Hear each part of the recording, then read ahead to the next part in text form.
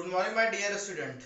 बेटा last lecture में हम लोगों ने जो है बोर मॉडल में रेडियस कैलकुलेट कर लिया है, वेलोसिटीज कैलकुलेट हो गई हैं। ठीक है, अब हम सीखने जा रहे हैं calculation of energy of electron in any cell. अगर कोई इलेक्ट्रॉन प्रेजेंट है बेटा कहीं पे, जैसे मान लो ये न्यूक्लियस है और एक इलेक्ट्रॉन यहाँ पे प्रेजेंट है बेटा, ये डिस्टेंस आर एन है, इसकी वेलोसिटी कितनी है बेटा वी एन है। बट अभी तक अपन लोगों को इसकी एनर्जी नहीं पता, एनर्जी कितनी है ये नहीं पता है। तो यहाँ पे आपको पता है प्रोटॉन रहते हैं और न्यूट्रॉन रहते हैं। न्यूक्लियस पूरा कैसा होता है, पॉजिटिव चार्ज होता है। ओके, तो जिसमें से आप लोगों ने क्या क्या सीख लिया है कि आर एन इक्वल टू होता है 0.529 into Z square upon N, यही तो होता है ना, sorry N square upon Z होता है, N square upon Z angstrom. Okay, और वी एन कितना होता है बेटा 2 into 10⁶ Z upon N metre पर सेकेंड। यही तो होता है ना बेटा, सारे दोनों फॉर्मूले सही हैं। ठीक है, दोनों फॉर्मूले सही हैं, एन स्क्वायर अपॉन जेड और वी एन कितना है 2 × 10⁶ जेड अपॉन एन मीटर पर सेकेंड। अब हमको इस इलेक्ट्रॉन की बेटा एनर्जी कैलकुलेट करना है कि आप इसकी एनर्जी कैसे कैलकुलेट कर सकते हैं। तो देखो एनर्जी क्या होती है बता दो मुझे, एनर्जी क्या होती है। देखो बेटा जैसे मैं तुमसे बोलूं कि बताओ इसको उठाना है, इसको उठाना है, तो उठा हम कब सकते हैं, बोलो। उठा हम तब सकते हैं जब अपने मेरे पास क्या हो, एनर्जी हो। बात समझ रहा हूँ। या जैसे तुम सोचो इस ब्लॉक को यहाँ से लगा के हम यहाँ से देखो दूसरी दूरी पर, या ऐसे ऐसे हम ऐसे डिप्रेस कर सकते, तो हमारे पास एनर्जी तब तो मैं क्या कर पा रहे हैं, कोई काम तभी आप कर पाओगे जब आपके पास क्या होती है, एनर्जी होती है, तभी आप कोई काम कर पाते हो कि नहीं कर पाते हो बेटा। तो बेसिकली कार्य जो होता है, जो वर्क होता है, वो एक टाइप का एनर्जी का ही तो रूप है। भाई तुम सोचो बेटा, कार्य आप कब कर सकते हो, जब आप एनर्जी होगी आपके पास तभी तो आप कार्य कर सकते हो। अगर आपके पास एनर्जी नहीं तो आप कहां से कार्य कर सकते हो। तो ये एक बात समझ लेना, जो कार्य होता है वो एनर्जी का ही रूप होता है, बट डिफरेंट रूप होता है। भाई तुम सोचो जब जब मेरे पास कोई एनर्जी है तभी हम कोई काम कर सकते हैं। अगर एनर्जी है तो तुम लोग काम कर सकते हैं क्या, यानी कि जो काम तो बाहर आप कर रहे हो लेकिन इंटरनली वही काम एनर्जी के रूप में स्टोर रहता है। बात समझ रहे हो। तो अगर हम इसका वर्क निकाल लें तो हमको समझ आएगी एनर्जी इसके पास कितनी होगी, और वही वर्क का निगेटिव साइन क्या कहलाएगा, एनर्जी कहलाएगा। तो एनर्जी क्या होती है, निगेटिव, मतलब वो एनर्जी क्या होती है, कार्य ही होता है बट वो कार्य स्टोर होता है सिस्टम के अंदर। बात समझ। जैसे तुम सोचो बेटा, तुम एक जनरल एग्जांपल देख लो भाई कि आप कार्य कब कर सकते हो। कोई काम आपको करना है तब आपके पास एनर्जी होनी चाहिए ना। तो एनर्जी आप क्या करो, अब तुमको पता है एनर्जी ना तो खत्म की जा सकती, ना तो उत्पन्न की जा सकती, ना energy neither create nor destroy, it can change one form to another form. ये एनर्जी कंजर्वेशन का लॉ है बेटा। ठीक है ना, कि एनर्जी केवल ट्रांसफर होती है। तो कार्य एक टाइप की एनर्जी तो है ना। कार्य आप कब कर पा रहे हो, जब आपके पास एनर्जी है तभी तो कार्य कर पा रहे हो। अब आपने एक एक एक एक एनर्जी से तुमने क्या, अभी जिससे तुमने क्या किया, ये पेन उठा रहे हो, तो उठ रहा पेन कि नहीं उठ रहा, ये काम हो रहा कि नहीं हो रहा बेटा।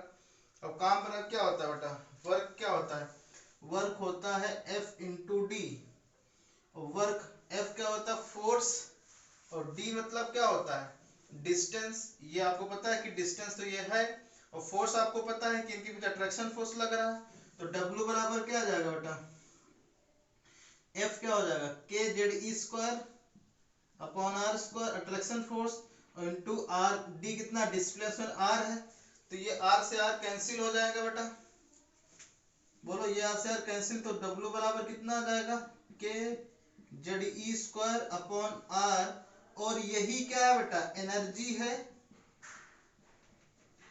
इसी एनर्जी को क्या कहते हैं, पोटेंशियल एनर्जी कहते हैं। क्या कहते हैं बेटा, पोटेंशियल, दो टाइप की एनर्जी होती है, पोटेंशियल एनर्जी होती है, काइनेटिक एनर्जी होती है। और यही पोटेंशियल एनर्जी वर्क के रूप में स्टोर रहती है। मतलब इसी के आगे हम माइनस साइन लगा दें तो हमारे पास ये आ जाएगी क्या, पोटेंशियल एनर्जी आ जाएगी। यानी कि पीई बराबर माइनस के जेड ई स्क्वायर अपॉन आर। ये आर है बेटा, याद रखना। ये पहली इक्वेशन बन गई। बोलो अब दूसरी इक्वेशन देखो कैसे निकालेंगे। हमको काइनेटिक एनर्जी निकालना, क्योंकि बेटा जो एनर्जी होगी सेल की या इलेक्ट्रॉन की, वो दोनों एनर्जी का एडिशन ही तो होगी। बोलो, ये तो पोटेंशियल एनर्जी आ गई। और काइनेटिक एनर्जी क्या होगी, काइनेटिक होती है हाफ mv स्क्वायर, यही तो होती है ना। और आपको पता है कि फोर्स का फॉर्मूला क्या होता है, जो बैलेंस होता है क्या होता है बेटा, force of attraction force is equal to centrifugal force होता था, सेंट्रीफ्यूगल फोर्स जो बाहर की तरफ लगता था, ये अंदर की तरफ लगता था। ये क्या होता था, के जेड ई स्क्वायर अपॉन आर स्क्वायर। ये कितना होता था, M B square upon R, यही तो होता था। तो ये देखो बेटा, ये कैंसिल हो गया। अब यहाँ पे देखो एम बी स्क्वायर, यहाँ पे ये वैल्यू रख सकते हैं हम बेटा, क्या, K Z E square upon R equal to M V square. तो के, अब ये एम वी स्क्वायर का मान, ये इक्वेशन नंबर सेकेंड है, क्या लिखोगे, ये इक्वेशन नंबर, ये वाली इक्वेशन नंबर सेकेंड है, ये थर्ड है। तो क्या लिखोगे, द वैल्यू ऑफ, क्या लिखोगे बेटा, the value of M V square, the value of क्या बेटा, M V square putting in equation number कितने बेटा, 2 में। तो क्या आ जाएगा बता दो। तो काइनेटिक एनर्जी इक्वल टू क्या आ जाएगी, हाफ ये यही वैल्यू है ना, एम वी स्क्वायर की वैल्यू तो है, के जेड ई स्क्वायर अपॉन आर। ये इक्वेशन नंबर कौन सी बन गई, थर्ड, ये फोर्थ। ये हाफ के जेड स्क्वायर अपॉन आर है, ये माइनस के जेड अपॉन स्क्वायर। तो आप लोग समझ गए ना बेटा, काइनेटिक एनर्जी का फॉर्मूला क्या आ गया। और अब दो एनर्जी आ गई बेटा, और टोटल एनर्जी क्या होगी, इन दोनों एनर्जियों का एडिशन होगी। तो total energy of electron, total energy of electron equal to kinetic energy plus potential energy. और ये क्या हो गई, ई टोटल, या इसी को हम क्या कहते हैं बेटा, ई एन कहते हैं, ठीक है ना। तो ई एन बराबर क्या आ जाएगा बेटा, बोलो, काइनेटिक एनर्जी क्या होगी, हाफ के जेड ई स्क्वायर अपॉन आर प्लस ये माइनस का हो जाएगा के जेड ई स्क्वायर अपॉन क्या बेटा, आर। ओके, अब ई एन रखो, ई एन बराबर आ जाएगा माइनस प्लस हाफ के जेड ई स्क्वायर अपॉन आर माइनस के जेड ई स्क्वायर अपॉन आर, ठीक है। तो देखो ये पूरा है, ये पूरा आधा है, वो भी माइनस का, तो कितना बचेगा बता दो मुझे। तो ई एन बराबर आ जाएगा माइनस हाफ के जेड ई स्क्वायर अपॉन आर। ये इक्वेशन बन गई फिफ्थ। तो ये क्या हो गई, टोटल एनर्जी आ गई बेटा।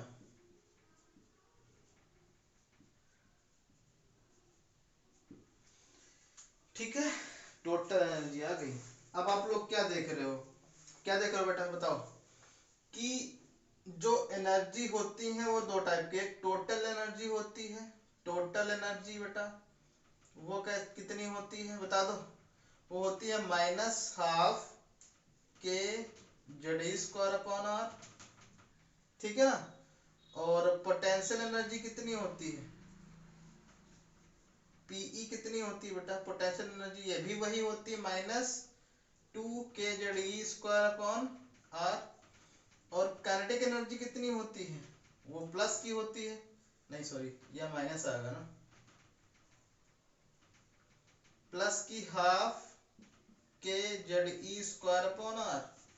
तो अगर आपको एक मान पता है, जैसे मैं तुमसे बोल दो बेटा कि एक इलेक्ट्रॉन रिवॉल्व कर रहा है जिसकी पोटेंशियल एनर्जी -30 किलो कैलोरी है, तो बताओ उसकी टोटल एनर्जी और काइनेटिक एनर्जी क्या होगी।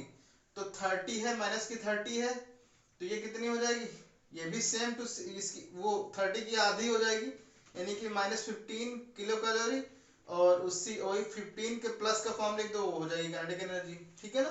तो आप ये देख रहे हो कि ये देखो ये और ये दोनों चीजें अपोजिट है, और ये पूरी है, पोटेंशियल एनर्जी पूरी है, ये दोनों आधी आधी अपोजिट साइन के साथ। तो यहाँ पे आपको ध्यान देने की जरूरत है कि अगर आपसे पूछा जाए कि भाई बताओ कि कितनी काइनेटिक एनर्जी होगी, कितनी पोटेंशियल एनर्जी होगी, तो बता दोगे ना। अब अगर आपको फॉर्मूला निकालना है सही वाला, तो आप किस तरीके से निकालोगे बेटा, देखो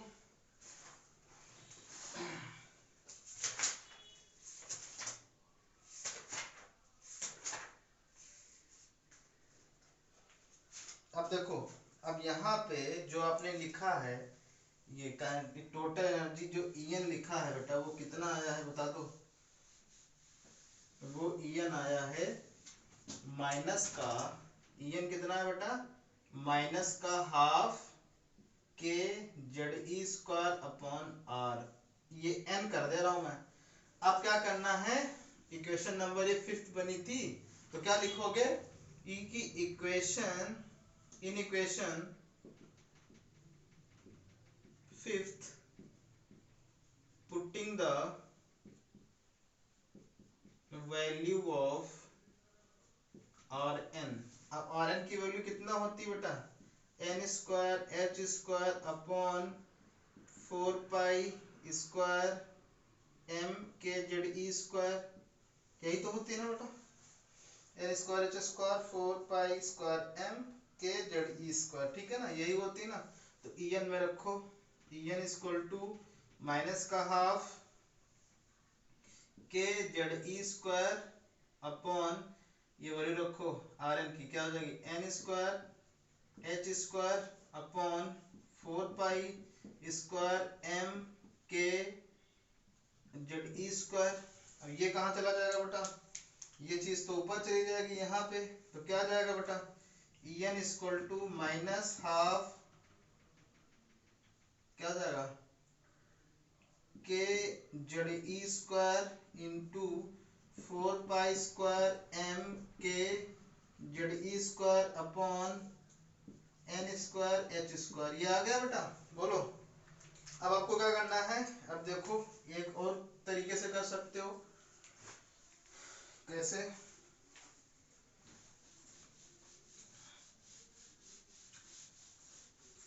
देखो बेटा, अब En बराबर क्या आ सकता है, En बराबर देखो, En बराबर आ गया है -½ अब ये k यहाँ पे है और k यहाँ, तो k² हो गया, k², a² यहाँ पे, e² यहाँ पे, तो e⁴ z यहाँ पे है, z यहाँ पे है, तो z², 4 पाई कहीं है बेटा, पाई है,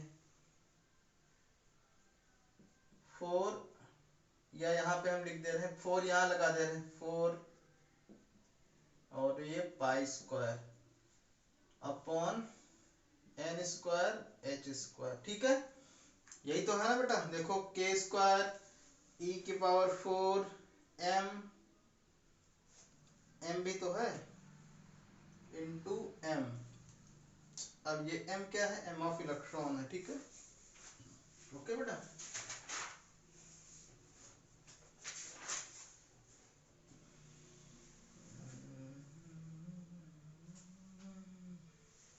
अब यहाँ पे देखो कोई चीज क्या कट रही है, किसी चीज से कोई चीज कट नहीं रही है, तो ये चीज कट रही है, 2 दूनी 4, ये तो कट रही ना, तो En बराबर हो जाएगा -2k² e⁴ z² π² m और अपॉन स्क्वायर। अब इसमें कांस्टेंट कौन कौन से हैं देख लो बेटा।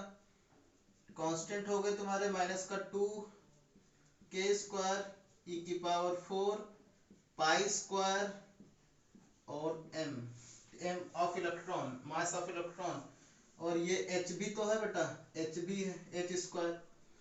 और वेरिएबल क्या क्या है बेटा, वेरिएबल है आपके पास z स्क्वायर है और ये n स्क्वायर है। तो कांस्टेंट को एक पास रखो, वेरिएबल को एक पास रखो, तो En बराबर कितना आ जाएगा, माइनस का 2k स्क्वायर e की पावर 4 पाई स्क्वायर m और इंटू ये z स्क्वायर, ठीक है।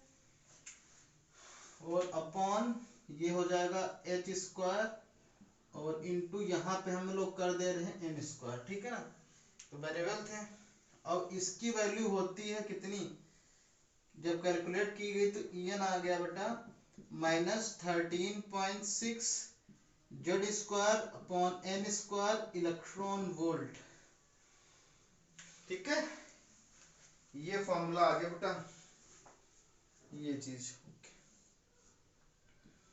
ये एनर्जी आ गई। देखो कितनी बड़ी बात थी, बोर्ड ने किस तरीके से हर एक चीज कैलकुलेट करके बता दी कि जो En का मान आएगा बेटा वो कितना आएगा, -13.6 z square upon n square electron volt.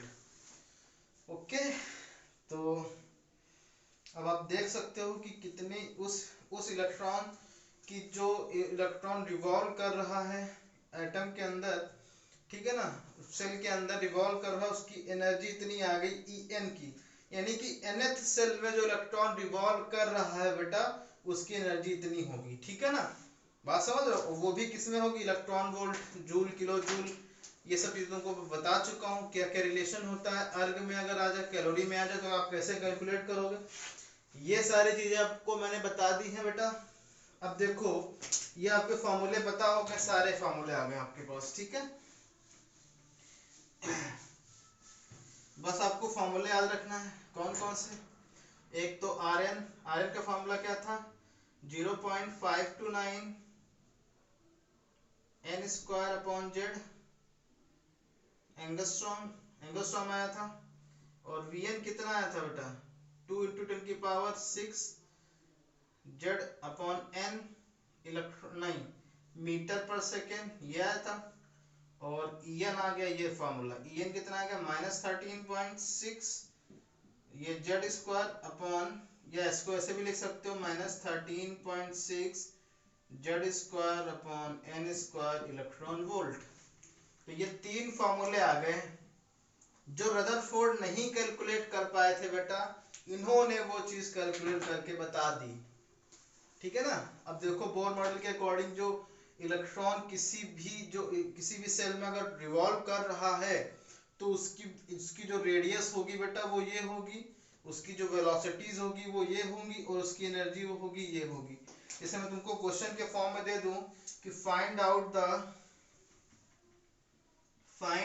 The energy of electron which is present in fourth cell of hydrogen atom। Hydrogen atom के कहाँ पे प्रेजेंट है बेटा, फोर्थ सेल में प्रेजेंट है। तो आपको गिवन क्या क्या है ये पहले देख लो। गिवन क्या है बेटा, आपको गिवन है z बराबर कितना है 1, क्योंकि हाइड्रोजन का z कितना होता है 1 होता है। n कितना गिवन है बेटा 4, तो फार्मूला क्या होगा, n4 पूछ रहा ना, तो n बराबर 4 हो जाएगा। बस -13.6 इंटू z कितना 1 का स्क्वायर करोगे और n कितना करोगे 4 का स्क्वायर 16 हो जाएगा इलेक्ट्रॉन वोल्ट। यही उसकी एनर्जी आ जाएगी, उस सेल की एनर्जी जो उस इलेक्ट्रॉन की एनर्जी जो उस सेल में प्रेजेंट है, ठीक है। बात समझ गए बेटा। तो इस तरीके से आप क्या कर सकते हो, किसी भी सिस्टम में जो उपस्थित इलेक्ट्रॉन है उनकी एनर्जी कैलकुलेट कर सकते हो बेटा। अब एनसीईआरटी लगाना आप स्टार्ट कर दो चैप्टर नंबर 2 का। ओके, जो भी बच्चे एनसीईआरटी कर रहे हैं बहुत अच्छी बात है, क्योंकि क्या है बेटा कि आप लोग थोड़ा सा डल महसूस करेंगे, क्योंकि आपको पता है कि ऑनलाइन क्लासेस किस तरीके से हेडक दे देती हैं तुमको। आप ऑनलाइन पे ऑनलाइन क्लासेस कैंसिल करते जाते हो, फिर एक साथ आप एक दिन देखते हो। ऐसा मत किया करो बेटा। समझो कि आपकी क्लासेस रोज का रोज लग रही हैं, आपके पास जो डाउट आ रहा है वो रोज का रोज पूछिए आप मेरे से।